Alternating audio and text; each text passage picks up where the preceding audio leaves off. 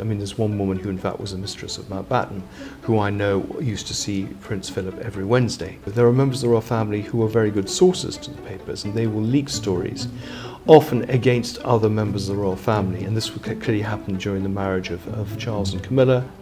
Breaking a story about Philip would be seen in a way as a direct attack on the Queen, and you just can't do that.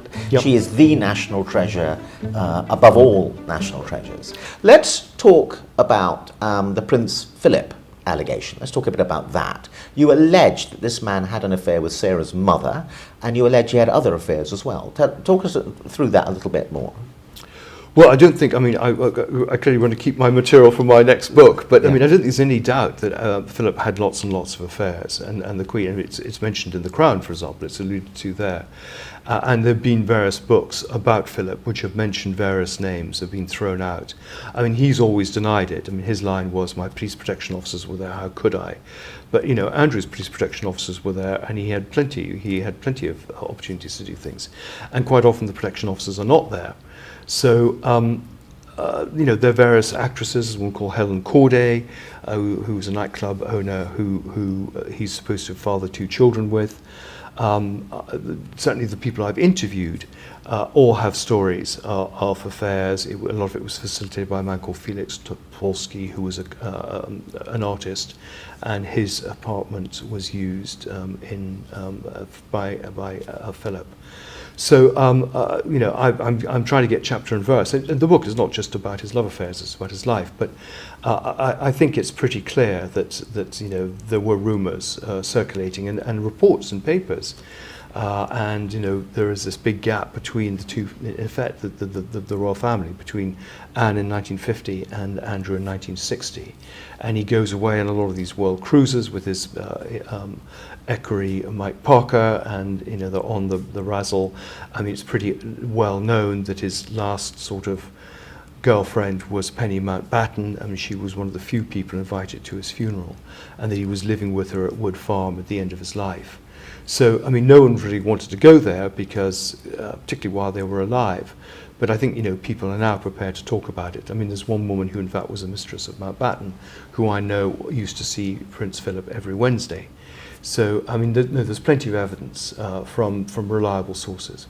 Okay, but I think underneath this, there's an idea floating around, which is that the establishment and senior newspaper editors knew it all about Prince Philip and multiple affairs, but no one wanted to spill the beans for various reasons. Well, one key reason is the status of the Queen, which is that this reverence the country has for the Queen was such that breaking a story about Philip would be seen in a way as a direct attack on the Queen, and you just can't do that.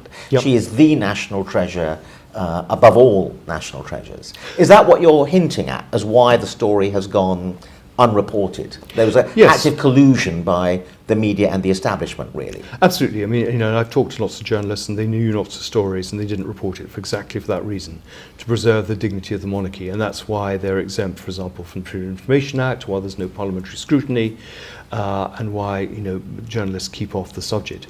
But I mean, there are other reasons why they keep off. So one of the things in the book is the way that the palace basically tried to dampen down the stories on Andrew and protected him. And this was partly from the Queen refusing to, when there were complaints about him, to do anything about it, through to pressure put on news organisations that if they reported something, then there would be penalties. So, for example, ABC Television had investigation into Virginia Giuffre and Andrew, and were told that if they wanted to interview members of the royal family, for example, the Prince and Princess of Wales, in future, that would be denied them if they ran this story. So it's a mixture of carrot and stick. You know, think of the number of newspaper proprietors and editors who are knighted and given honours. They're often brought into the fold. They often have connections. So, for example, Geordie Gregg, who was editor of the Mail, his sister-in-law was a lady-in-waiting to Princess Diana. And they all become friends. You know, the most generous interview with Prince Andrew, most sort of positive, was done by Geordie Gregg and Tatler. And, you know, so there's an implicit deal there. You scratch our back and we'll scratch yours. So, you know, there are a whole series of things going on. And also, there are members of the royal family who are very good sources to the papers, and they will leak stories, often against other members of the royal family. And this clearly happened during the marriage of Charles and Camilla. It's one of the things that Prince Harry complains about, that he was collateral damage to protect William or to push Camilla.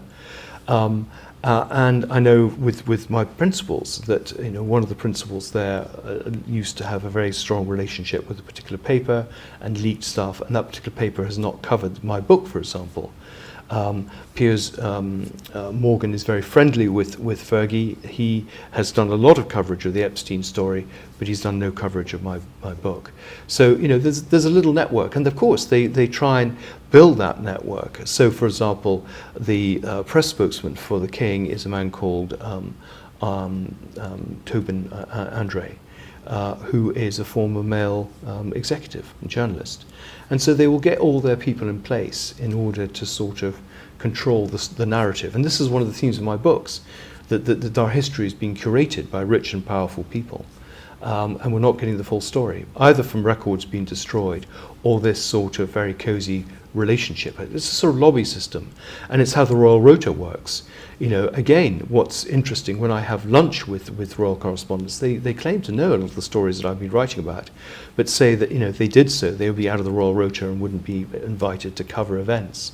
And one or two have broken free from this. So Tom Sykes, for example, on the Daily Beast, has written a story based on his own sources about the trip that Andrew made to Thailand in 2004, when he had these 40 prostitutes on an official visit, which I got from name sources again, not from a journalist, from a diplomat, and actually from a member of the Thai royal family.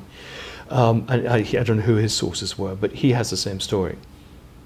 Okay, so your argument is, we go back to Prince Philip, and in a way it's an echo of a story with Andrew as well. You've got a senior member of the royal family, there's a kind of individual force field around them where they're not going to get uncovered or reported on, and they're aware of that, okay? They're a bit bored, and women throw themselves at them because of who they are, or there are other people around who will facilitate bringing women to them. They've got time on their hands, and in Prince Philip's case, I mean, Andrew's different because eventually he got divorced, but in Prince Philip's case, he's got time alone, he's time away from the Queen, enough time away from the Queen in private spaces where he can get up to no good. That's basically, roughly speaking, the argument. So you're almost saying that it would be slightly surprising if they didn't get up to no good, I think. Yeah. Well, I mean, this is true of aristocratic and royal marriages. They have the heir and the spare, and then they go off and do their own thing. And that was clearly what Charles felt when he married Diana. It's the open marriage of Mountbatten and Edwina Mountbatten, where they each had lovers and actually had a very good marriage, but they were not sexually exclusive. And that's rife in aristocratic and royal circles. So I think the deal was Andrew and Fergie had a pretty open marriage, and though it was kept very quiet, in effect Philip was allowed to go and play away as long as he didn't scare the horses.